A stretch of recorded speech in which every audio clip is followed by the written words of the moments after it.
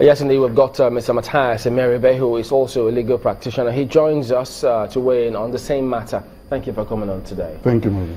Let's take a look at this now. The list of the appointments of some of these resident electoral commissioners, when they were appointed, when their tenure lapses, and we could see when it does pop up on the screen, right from the first one up until the 21st. Yeah, no. Okay, there you go, if you can see that actually. So you have those who their tenures expired the 5-year term, 2015, 2016, 2017. We only do have now Rivers, Gombe, Akwa Ibom, whose tenure will be expiring on the 25th of July this year. Should we be concerned about this matter, and to what extent? Thank you very much. It is very unfortunate that since 2015, when matters concerning INEC, particularly the issue of tenure, from the chairman to the resident electoral commissioners were raised, it was taken with levity. First, the question as to the appointment of some of the even electoral commissioners and the commissioners. I remember then that the government of the day said it wouldn't be right to appoint them all in the same day. It should be staggered so that their tenure will not end immediately or at the same time. But unfortunately, ever since that 2015, we have seen what has been playing out all this while.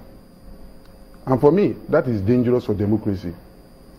In other words, if you want to test whether a government is doing well, the scientists or the mathematicians will tell you that you begin from the known before you get to the unknown. Now, there have been several allegations of corruption against public officers left, right, and center.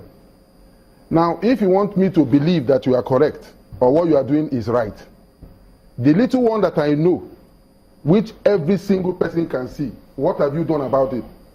Talking about the election, a question. If, for instance, go back to 2010, when Jega was appointed, I think the confusion then was just between Umeadi and even Shoebi then was appointed, to take over from Umeadi. After Umeadi took over, because when the former Professor Iwu was to hand over to Umeadi, he didn't do that. He handed over to some other person internally there.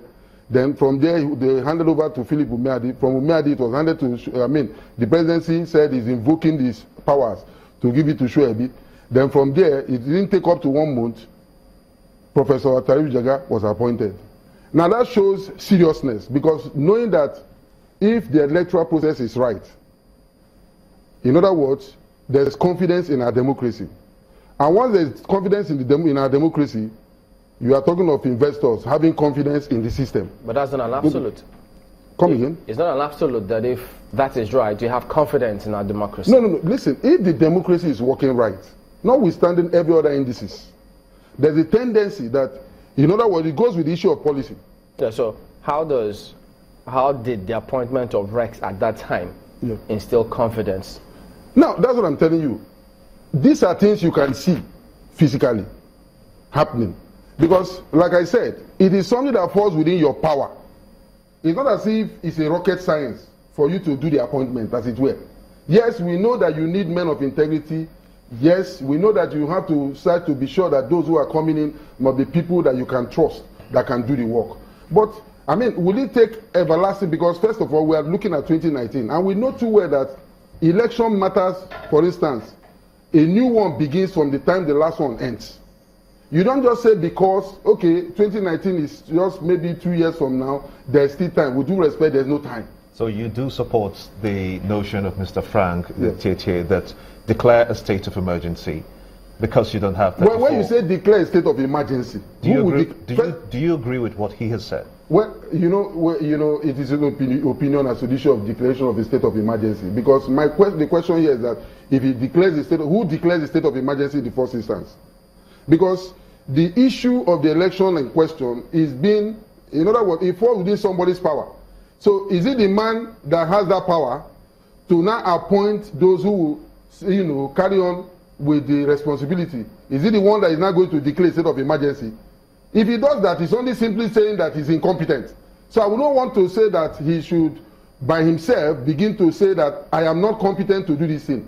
I believe that they can. Maybe, for all intents and purposes, they have concentrated more on other things other than the issue of election, knowing then that this is the nucleus of the entire thing that you are doing as a government. What should INEC do about its recs that it doesn't have now? Let me tell you, INEC has nothing, little or nothing to do, because it doesn't fall within their power. The appointment of the rec falls within the power of the president, because they must be confirmed equally by the Senate. Just like the chairman of INEC, because the recs are the chief returning officers of the states, as you have the chairman being the chief returning officer of the federation. So it's like appointing a president. Why then was there a letter transmitted to the National Assembly? It's for purpose of not having a vacuum, so that government can move. Do we have a vacuum in INEC in those states now? For all intents and purposes, there is a vacuum, because those who are probably, you may have saddled with the responsibility of carrying out this, are not people that are vested, that are professionally competent to do that. Then the acting president should be able to appoint them. Yes, he can. Mind you, the question you ask yourself, when did he become the acting president? Talking about when was power handed over to him to now start acting as acting president? If for nothing, some of the policies that we are seeing coming out, I'm not trying to say, okay, maybe there's a conflict between the action of the acting president and perhaps the one that was there before, talking about the president who is away for the time being. But I want to think that some of the actions he has been taking, so to speak, are probably what you may call a systematic action towards trying to fill in some of the vacuum that we've had over time. Now, what am I trying to say here? You will discover, for instance, the issue of the appointment of the Chief Justice of Nigeria, the CJN. I mean, it was close to when the term for which he was to act was to expire, that the acting president forwarded the name. Now that is meant to fill in a vacuum that has all this while been opening, that has been opened, that has created a lot of confusion.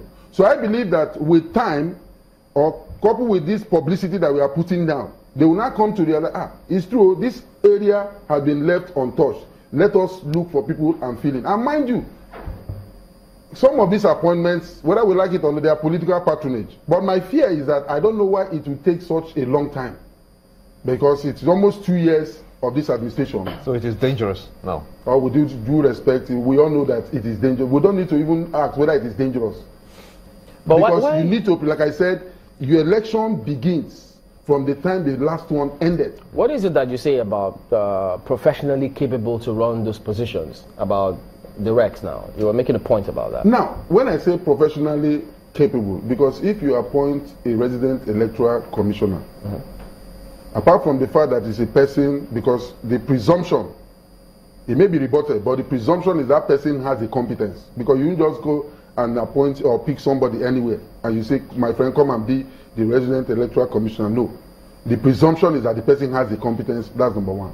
Number two is that the moment you appoint somebody as a resident electoral commissioner, what you are saying is that you are giving him a jurisdiction to work on, which means he will have to look at areas, delineated areas, dangerous areas and so on and so within that particular state, to know where you regard as dangerous spots and so on and so forth.